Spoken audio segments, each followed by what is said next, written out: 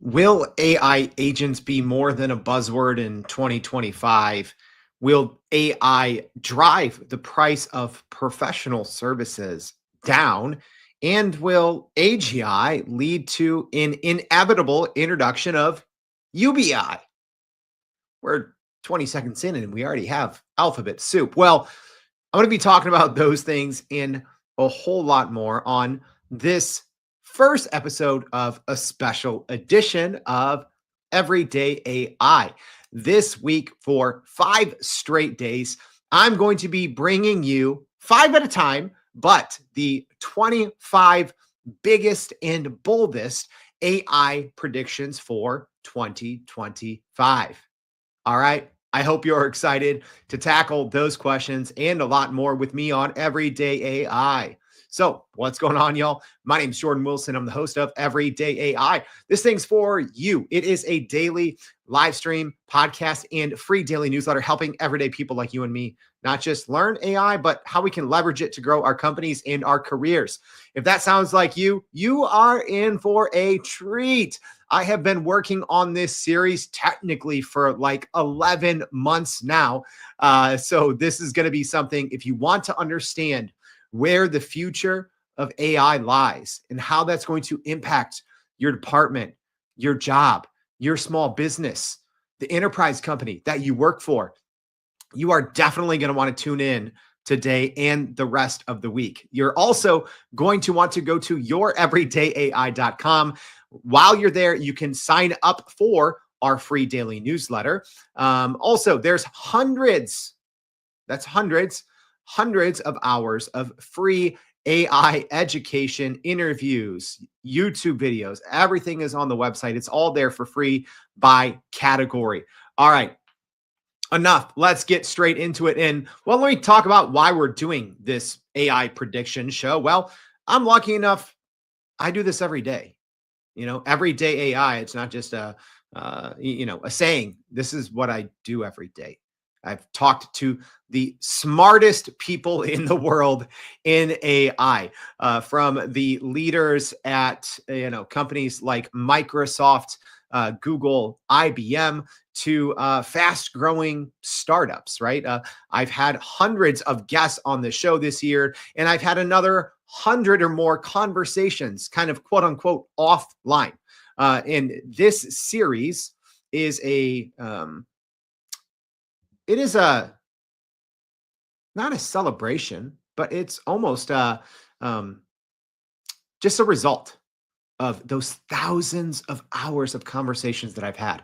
But I always think to myself late at night, I have so much information floating around in my brain from messages I receive from people at these big companies, from old podcast guests as I go back and listen to them, some super smart people. And I start to connect the dots, right? Yeah. Eventually I do it, right? Until my brain is all AI one day, right? I stumble upon things, and throughout the year, I write these things down. I text myself. I, put little like sticky notes. And for the past 2 months, I've been compiling all these.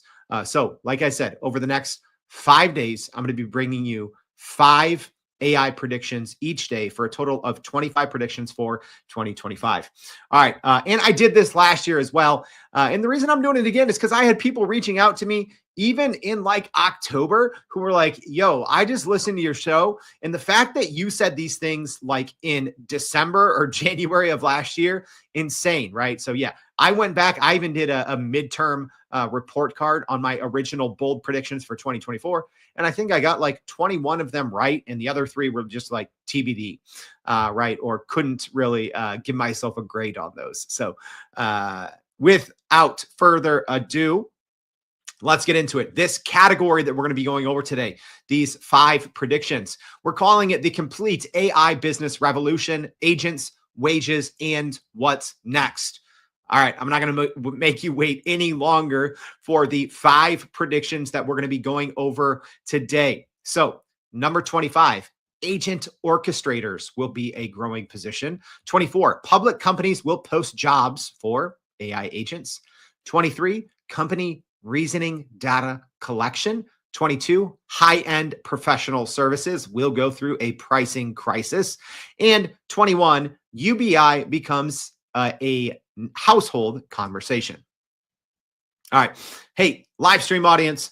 Technically, this is a pre-recorded one. If you still want your daily AI news, that's going to be in the newsletter. But tell me right now, out of these numbers on the screen, which one is going to be the most likely to happen in 2025? And which one is going to be the least likely? I'm always curious. You can just put most, if you think agent orchestrators is going to be the most likely, just put most 25, least 23, right? I want to hear from you guys. I want you guys to fact check me and see how crazy some of these are or how realistic they are. All right, let's start with agent operators. All right, here's the thing, y'all. Yeah, we already know 2025, the year of the AI agents. Yeah, we know. I'm not going to do y'all like that. That's not going to be the first prediction I give you. Everyone knows. My mom knows 2025, the year of the agents, whatever, right? We all know that. It's already here, right? It's already here. And we've already seen it with Microsoft Copilot Studio's autonomous agents. We've seen it with Salesforce, their agent force. Autonomous agents. We're seeing it with Open AIs, and we'll be seeing it with Open AI's operator, their agents. We're seeing it and we'll see it as it continues to roll out with Google's Project Mariner. So this has already started to happen. So I'm not going to make a kind of a weak AI prediction to start off with and be like, AI agents are going to take over. No. Agent orchestrators. I'm just going to call them AOs, right? This is going to be a thing, all right? Recent studies showed that 75% of companies plan to adopt AI agent technologies in the next 5 years.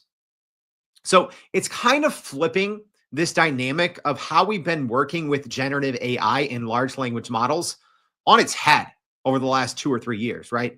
How this usually works is you get a team of people, and this is how larger enterprise organizations generally start to roll out, AI or large language models. It starts with a few rogue individuals who are maybe using it and they're not supposed to be using it, right? And then it goes to a broader team. From there, it usually goes to a small team.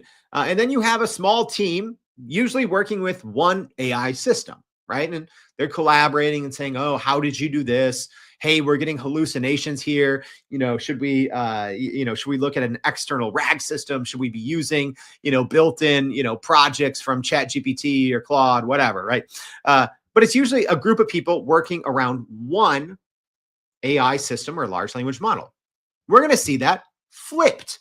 Not only are we going to see that flipped, but we are going to see public companies actually hiring or having positions open for agent orchestrators. There might be a different name. I'm going to call them AOs. Hopefully that sticks, right? Last year, a lot of people started using a term that I threw out there. It was called like second computer AI or something like that, right? But I think we're going to see agent operators, agent orchestrators, where one human, their only job is going to be orchestrating.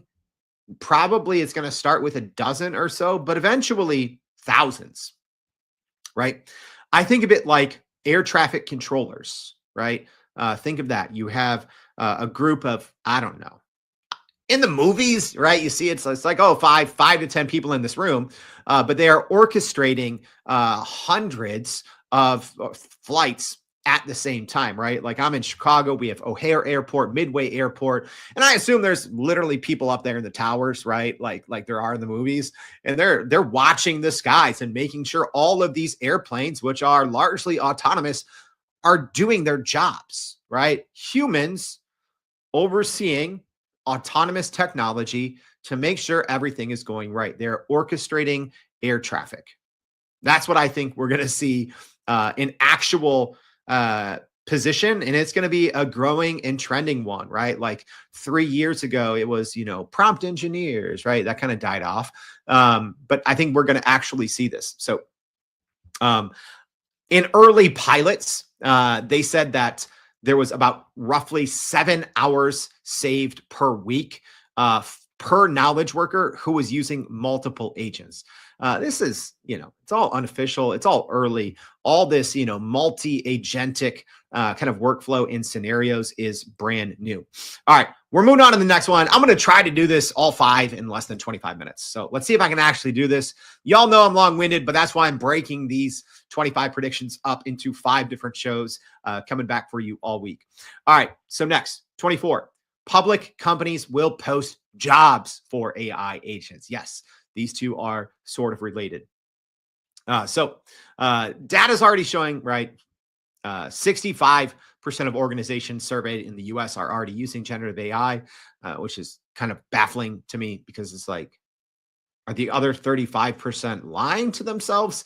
Or are they just going to be going out of business soon, right? Imagine if there was a survey right now that said 65% of companies are using the internet, right? So if you are in that minority of companies that aren't using generative AI, that's weird. Anyways, I think we're in the same way we kind of transitioned out of lockdown COVID into hybrid workforce, right? I think employers saw like, hey, to retain, our top employees after going work from home for an extended period of time, we need to have a hybrid workforce, and we're going to have that with agents, right?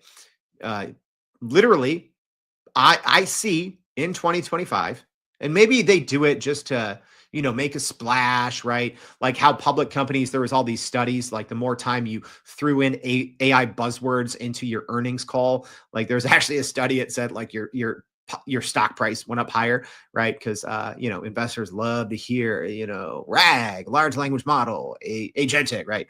But now it's going to be, I do see at least one public company, a lot of enterprise companies, but I do see one public company posting jobs for agents. It is going to be, this is not a job for humans. Humans need not apply. This is for agents, right?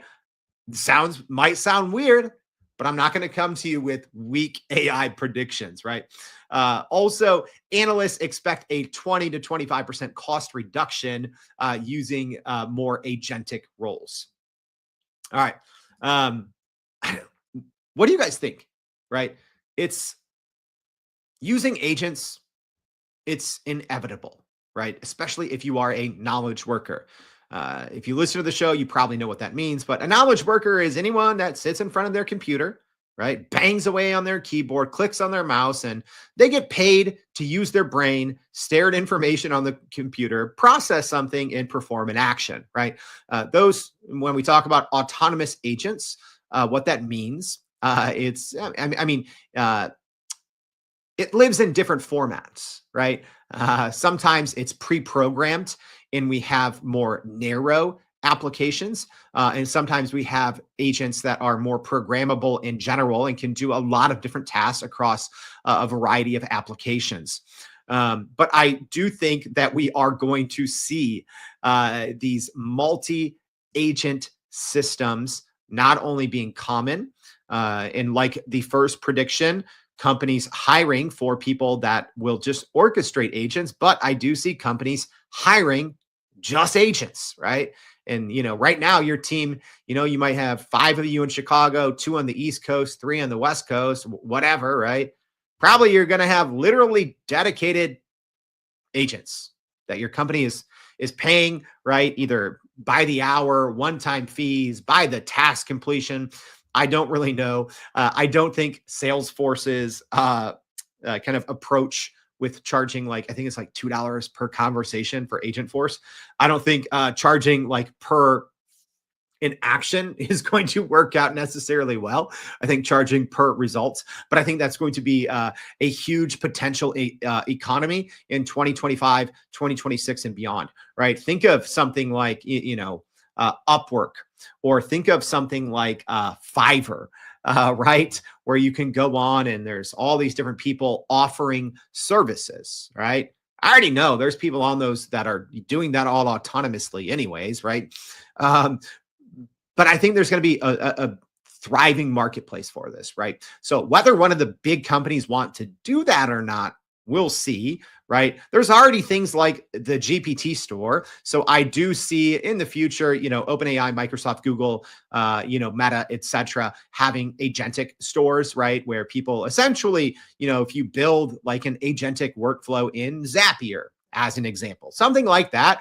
I don't know how credentialing will work, right? If you have to give it access to all of your data. So maybe it's something that can only live in something like a Microsoft 365 Copilot, or something that can live in a chat GPT enterprise setup. And, maybe there's going to be a central file management system where anything that you upload into chat GPT, any agents in this kind of agent ecosystem can access all of that information. So we'll see how it actually plays out, but that's a big one. I see public companies doing that. Speaking of companies making moves, this is one. I see company reasoning data collection. Here's what that means. I think some of the companies that benefited most from the generative AI boom, right? Even though a lot of people think it started with, ChatGPT in November 2022, it started a little bit sooner. I think once OpenAI largely made its GPT technology available to many companies in I think it was actually late 2020, so about 2 years, 2 years before ChatGPT. I think a lot of companies were smart and they started very early on turning all of their unstructured data into structured data, or at least collecting all of their unstructured data, right? So, emails, meetings, speeches, keynotes, right? Like all these different things. So then as large language models got more capable, and as we see reasoning models as well, they were ready. They had all their data ready, and they started converting, right, unstructured data into structured data, right? Turning natural conversations, emails, right, like using large language models to also turn that into structured data, right? Large language models do really, really well with structured data. If you know what you're doing, if you know the basics of prompt engineering, you can really squeeze a lot of business value out of unstructured data as well as structured. But I see, for prediction, technically the third one, number 23 in our list as we're counting them down, reasoning data collection. Okay, so what that means, we've already seen a pretty early on explosion of reasoners, right? So OpenAI was the first with O1 preview, O1 mini. Now we have O1 the full model and O1 Pro. Love an O1 Pro, by the way. I use it all the time. But we also have now Gemini 2 Flash Thinking. With Amazon Nova, they have a reasoning file. So, a reasoning model. So essentially, if you're lost and you're like, what the heck is going on? Think of large language models. I'm going to oversimplify this. So, if you're a machine learning researcher, or if you have your PhD in AI, just allow me to, a little leeway here. Think of large language models, classify them in two different categories. So you have your quote unquote traditional large language models, your transformers. So think of, GPT 4.0, think of Claude 3.5 Sonnet, think of Gemini 2 or whatever it is, 12.02, 26 experimental, right? Whatever they call it nowadays. Right. So you have your kind of GPT or your transformer variety, and then you have your reasoners, right? Reasoners is going to be another big buzzword of 2025, so get used to it. A multi-agentic reasoners, right? Maybe we'll stop talking about RAG as much in 2025, right? But you have these reasoning models that essentially do the work. If you had the world's best prompt engineers, right, they're going to spend a lot of time going back and forth and quote unquote prompt engineering a transformer model to get the most out of it. So reasoning models, they kind of do this by themselves. They kind of think logically behind the scenes. People think it's level 1, level 2 thinking, or level 1, level 2 models, right? Your standard large language model will spit out thousands of words of text in like 3 seconds. Reasoning models can sometimes take 3 minutes before they respond, or I've had it think for 10 minutes, right?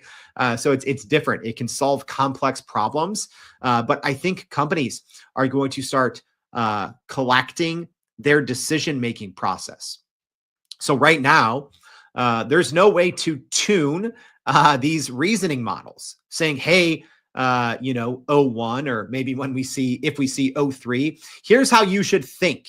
Here's how our company thinks. So the same way that companies can fine tune and put in RAG in traditional quote unquote level one GPT transformer models, I see an emerging market for doing the same with reasoners, right? Not just fine tuning them, but teaching them how to think. But before that can become a reality, and thinking of like rapper companies, and I always take poo-poos on companies that are still out there that are just GPT wrappers and really nothing else, right? It's like, oh, here's essentially Chat GPT, but in a different interface, and you pay, $50 a month. That's dumb. But I see actually a big market for reasoning wrappers as well, but also the data collection side is going to be huge. All right, two more on today's episode of our first five. Here we go. 22. Live stream audience, let me know. Most likely, least likely. What do you think of these so far? Are these hot enough? Tomorrow's Tuesday, so maybe I'll crank up the heat. All right, but high-end professional services will go through a pricing crisis. Y'all aren't going to believe me on this. Buckle up here for a second. Let me take a sip. All right. All right. I didn't put anything on my predictions about big job loss. Did that last year. We saw it. I don't want to focus on the doom and gloom. All right. Here's what I will say. There's, like there was in 2024, I think we're going to see more job loss due to AI than we did in, we will see more in 2025 than we did in 2024. Here's what happens. It's going to start to hit the professional services. All right. Because I think, when we talk about lawyers, accountants, right? So many of these higher tier professional services, those that adopted early to generative AI, right? I'm saying like 2020, 2021, they're already starting to squash the medium-sized, right? I think smaller, let's just say lawyers, it's easy, right? But think of any management consulting, IT consulting, right? Anything that is usually a high price service that requires, expertise and high price knowledge, right? Those that adopted to AI early, they're doing very well. I think smaller companies can do very well. They have less overhead and they can innovate a little more quickly. I think of a lot of the middle players have already started to get squashed. We saw a lot of acquisitions in various sectors. We saw some just fade into oblivion, right? So here's what I think is going to happen. A lot of people are going to lose their jobs. Big companies that would generally hire a lot, they're just going to stop hiring. Right? Kind of the Klarna approach, companies, big law firms that might normally hire, 100 employees every single year for the last decades. Maybe they're going to start hiring 10 instead. So what's going to happen? These people that are losing their jobs or that are unable to find work, software developers, it is so hard. Some of the smartest people that were in the most demand, 7, 8, 9, 10 years ago, it is hard for them to get a job. Anyways, lawyers, they're going to get laid off en masse. Sorry, anyone in high-priced professional services, any sector, really. When layoffs happen, here's what they're going to do. They're going to build companies that are AI native companies that do the thing that they used to do, right? So I think we're going to see things where you can, as an example, pay like, $12, $15, $20 a month for an AI lawyer, right? So you'll be able to escalate something, or I'm sure there's going to be some, some piece, some still human element, right? Maybe you onboard with a lawyer. I don't know. Maybe it's not going to be $12 a month. Maybe it'll be $100 a month, but it's going to be extremely affordable. You'll be able to talk to a human on the front and the back end, but everything else in between will be agentic, right? I think we're going to have more options for these high priced services, right? So, management consulting, IT professionals, lawyers, right? These things that might cost, $50, $100, $500 an hour. I think we're going to have very affordable options. And here's the other thing. I think your top tier. They're going to keep going. They're going to keep crushing all that, right? But they're going to face these kind of cheap AI spinoffs. And here's the other reality, y'all. There's no way the US economy survives more than like 3 years without this happening, right? Because everyone's like, what happens, right? When AI is taking more and more jobs and people have less and less money. Well, those people that have less and less money, they're going to create companies that can serve other people that have less money, right? And they'll be able to grow and eventually charge more prices, yada, yada, yada. But I do think we will have this cyclical effect of people who lose their jobs potentially to AI or aren't hired, aren't promoted, etc. And then they're going to use AI to leverage their expertise and undercut at 5 to 10% of what it would normally cost. Because right now, big companies that are using AI, they're pocketing the difference. Dirty little secret. All right, our last one for today. UBI becomes a household conversation. All right. So a new Pew study showed that 45% of US adults favor a proposal of universal basic income, or UBI, of about $1,000 per month for all adult citizens. Also, we've seen a lot of big tech CEOs who know what's going on discuss UBI like buffers, right? Because everyone's worried what happens in the future, right? What happens when we achieve artificial general intelligence, right? Where all AI systems are smarter than all humans. Or what happens if we start tiptoeing the line between AGI and ASI, artificial superintelligence? That's when AI is developing its own AI and we have embodied AI, right? We have robots that can walk, talk, see, feel, right? Sit down at a keyboard if they need to, but they don't need to because it's all embodied, right? What happens then? Well, I mean, UBI is going to become a conversation. I obviously don't see it happening in 2025, right? I'm a realist, y'all. I know a lot of people in the in the AI scene, they're just failed at the NFT thing. I'm a former reporter, right? I read more on AI than I'd like to admit. I talk about it every day, and sometimes I research 3, 4, 5, 6 hours for a single episode. So this is literally all I do. But I don't think UBI is going to happen in 2025. But I think it's going to become a household conversation, right? In the same way, not everyone was using ChatGPT in 2022, but by 2024, it's a household name. Everyone's talking about it, right? ChatGPT has become synonymous with AI. I think UBI is going to have to become a household conversation, right? Very few people right now know what UBI is. It's been around for a very long time. This isn't anything new. This isn't something that is a byproduct of AI's emergence or generative AI's emergence, but the conversation is needed. In 2025, with all that's going to happen, is going to thrust it to every boardroom, classroom, and dining room table near you. All right, y'all. That is it. Look at that. I did an episode in less than 30 minutes. My gosh. All right. I hope this was helpful. If so, please go to youreverydayai.com. Sign up for the free daily newsletter. We're going to be giving you a quick recap, as well as a ton of other stats, facts, and figures that we couldn't fit into today's episode. I wanted to keep these in the theme of 2025, I wanted to give you guys 25 AI predictions this week, trying to keep the episodes at like 25 minutes or less than 30 minutes. So tomorrow, you're not going to want to miss it. All right. I'll just say that I'm excited. We're going to be talking about AI, when AI market forces collide, global powers, prices, and problems. All right. Hope you enjoyed volume 1. Join us tomorrow for volume 2. Can't wait to see you tomorrow and every day for more everyday AI. Thanks, y'all.